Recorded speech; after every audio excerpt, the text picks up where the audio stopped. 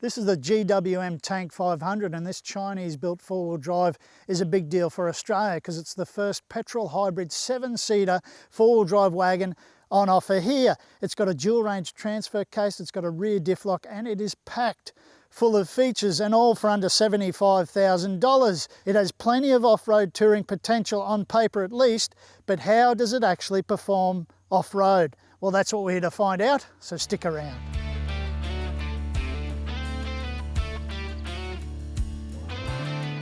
The Tank 500 petrol hybrid lineup has two variants. The Luxe, which comes in at just under $67,000 drive away, and that's what we're testing today, and also the Ultra, and that comes in just under $74,000.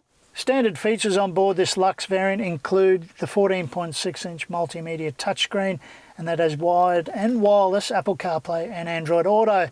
There's also a sunroof, a wireless smartphone charger, and a whole bunch of driving modes for on and off-road. Exterior paint choices include the standard marble white, which comes at no extra cost, and that's on our test vehicle, or you can opt for a metallic paint, and those include gold, silver and black, and each of those cost $595 a pop. For even more details, make sure you read my full written review at carsguide.com.au. In terms of design, it's pretty clear to see where the GWM Tank 500 takes its cues from. It's a large vehicle and it straddles that line between large and extra large four-wheel drive wagons. It is pretty much the length of a Toyota LandCruiser 300 series, maybe a little bit narrower. And I'm going to be diplomatic and say that it's quite a striking vehicle. Other people might be less diplomatic and say that it's a fair bit of ugly. There's a lot of chrome everywhere, and if that's your cup of tea, well, good on you. But overall, it's a pretty inoffensive looking four-wheel drive wagon. It's clear from the moment that you sit inside the Tank 500 cabin that that big touchscreen dominates up front, and that's for better or worse. And it's a bit of a mixed bag in terms of controls because you've got physical controls on screen and steering wheel. It's a bit of a confusion of all those bits and pieces, but it all sort of works. And as for elsewhere, there are plenty of soft touch surfaces, plenty of chrome. If you're looking for real leather, you'll have to upgrade to the Ultra because it's synthetic in this variant, in the Luxe. And I don't mind it, it all works perfectly well. It's nice and comfortable, there's plenty of spaces for your bits and pieces. The second row is also reasonably comfortable, and you get all the controls and gizmos that you'd expect in a four-wheel drive wagon. The Tank 500 is a 7-seat four-wheel drive wagon, and as such it has 3 rows of seats. But I've had to put the third row down purely to fit in my recovery gear because I'm here for a four-wheel drive review, not a family review. But I'm sure Emily will cover the space and the comfort in that third row in an upcoming video.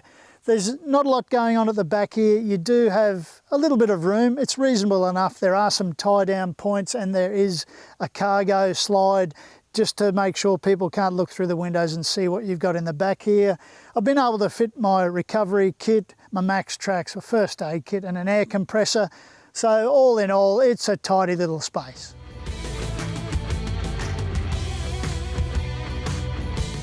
The Tank 500 has a 2-litre turbocharged petrol engine and an electric motor, and that hybrid combination produces 255 kilowatts and 648 newton metres. It has a 9-speed automatic transmission, a dual-range transfer case with high and low-range four-wheel drive gearing, and a rear diff lock.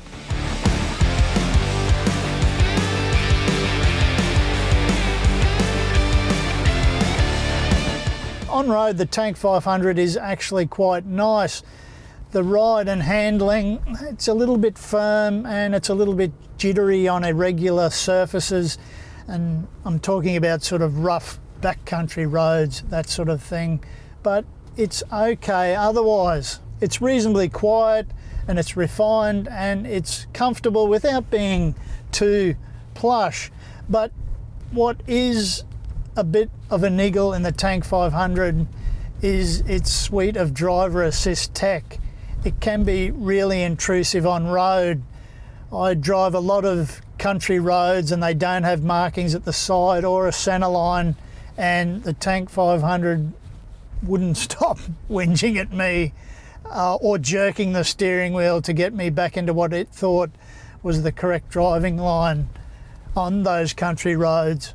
And also the driver monitor is annoying. It was forever telling me to have a brake or to keep my eyes on the road, focus on the road, beware of the road, and that's a direct quote from the system, the onboard system. You can switch it all off, but it's very annoying. The good news is the Tank 500 does feel right at home when it comes time to go four-wheel driving.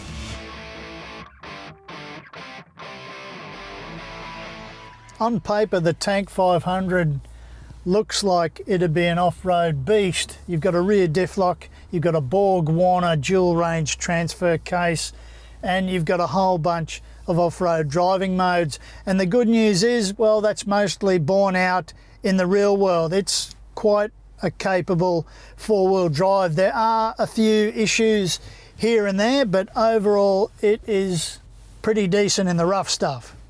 For one thing, it is built on a traditional platform, a body on ladder frame chassis, and that's pretty much four-wheel drive wagon personified right there. And it has all the mechanicals to go with that, as well as this electric motor that punches a bit more power and punches a bit more torque into this vehicle.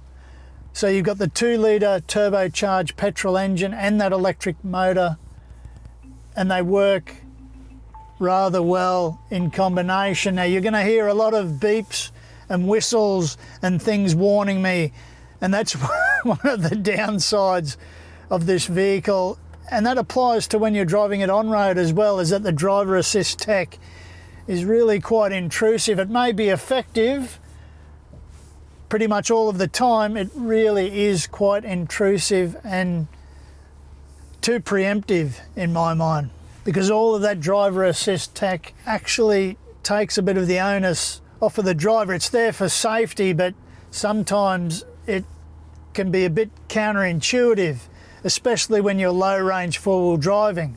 But having said that, all of the tech on board the Tank 500 works pretty well. The off-road traction control system, however, could do with a little bit of a recalibration. It tends to be not quite as precise as I'd like it to be, and as it is in some of the Tank 500's natural rivals. But low range gearing is good, engine braking is pretty solid, and those drive modes, they tweak the throttle, they tweak the transmission, and those all seem to work seamlessly well. There is plenty of tech on board inside the cabin for you to refer to as well. The 360-degree camera, an off-road setup on the screen that shows you your pitch and roll, your tyre pressures, real-time tyre pressures, and all of those sorts of things. And while some of them sit on the novelty side of the spectrum, I reckon, some of them come in quite handy. I have been quick in the past to just rule out the transparent chassis function in four-wheel drives. I'd rather stick my head out the window and have a look, or stop the vehicle, get out and have a good look at the track ahead. But they are of some value.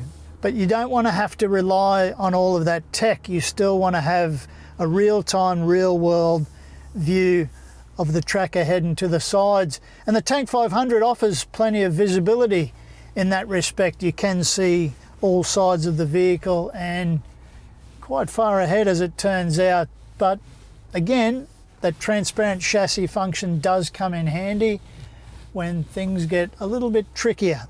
There is plenty of torque across a decent spread of revs, and that transition between the electric motor and the petrol engine is generally pretty smooth. But there have been times on this test, but it's been mostly on road, where there's been a real clunky change between the electric motor switching to the petrol engine. But overall though, the Tank 500 is a decent four-wheel drive.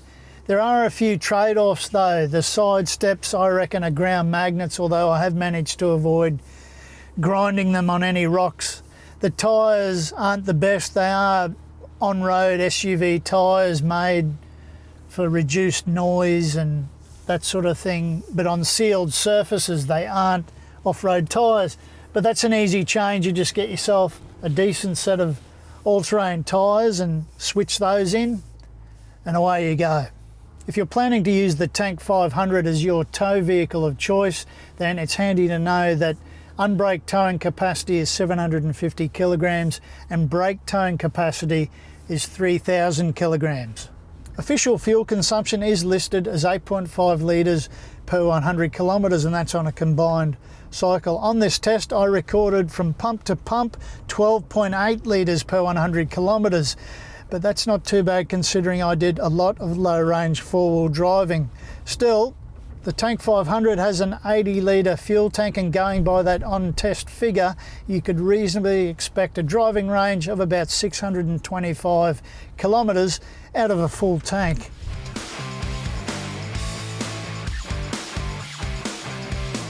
Standard safety features on board the Tank 500 include 7 airbags, AEB, adaptive cruise control, a tyre pressure monitoring system, and a whole bunch of other driver assist tech. The Tank 500 is covered by a 7-year unlimited kilometre warranty, and cap price servicing is also offered for 7 years. The battery that's part of the hybrid setup is covered by an 8-year unlimited kilometre warranty. Service intervals are set at every 12 months or 15,000 kilometres, whichever occurs soonest, but pricing is not available on those at the moment.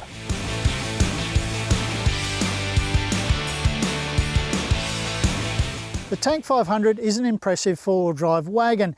It's nice to drive on-road, it's pretty comfortable, and it is capable off-road. But there are some glaring issues with its driver assist tech, and that hybrid setup just doesn't offer the kind of fuel efficiency that you'd hope for. But it does represent great value for money. You can't argue with that 7-year warranty, and it is packed full of features. But what do you reckon? Have your say in the comments section below. And as always, make sure you read my full written review at carsguide.com.au.